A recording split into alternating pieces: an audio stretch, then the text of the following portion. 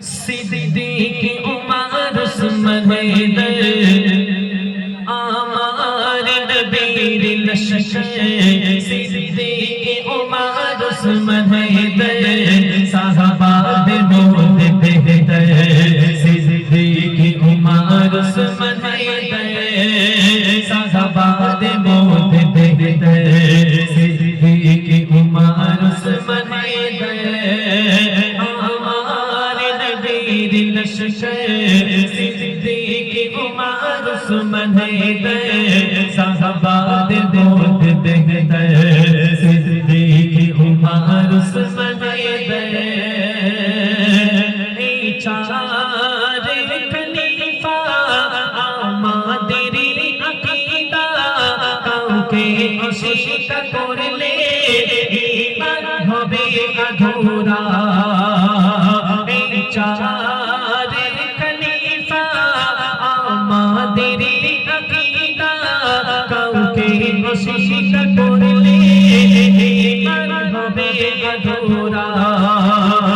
সাহাবাদের ব্যবহার দূর হলো কুসংস্কার সাহাবাদের ব্যবহার দূর হলো কুসংস্কার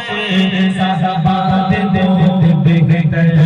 সিদ্দিক উমর উসমান হায়দার সাহাবাদের মধ্যে বেহতর সিদ্দিক উমর উসমান হায়দার ইসলামের যত কুয়া সাহাবাদের মেঘনা ইসলামের যত কুয়া সাহাবাদের মেঘনা সাহাবাদের কারণে ইসলামের এত ইজ্জত দূর হলো জালিমের অত্যাচার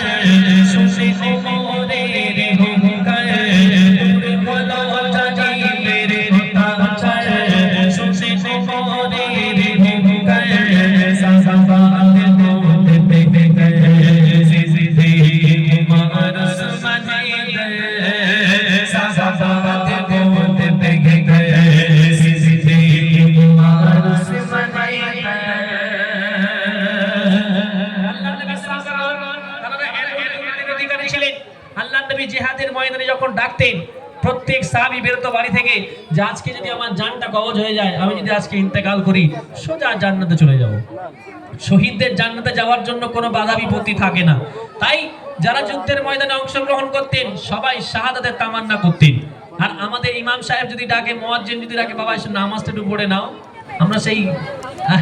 আমরা কদিন আগে জামাতে গেছিলাম, একটা ঘটনা বলি শোনেন। এত গল্প বললে ঘটনাটা কাজ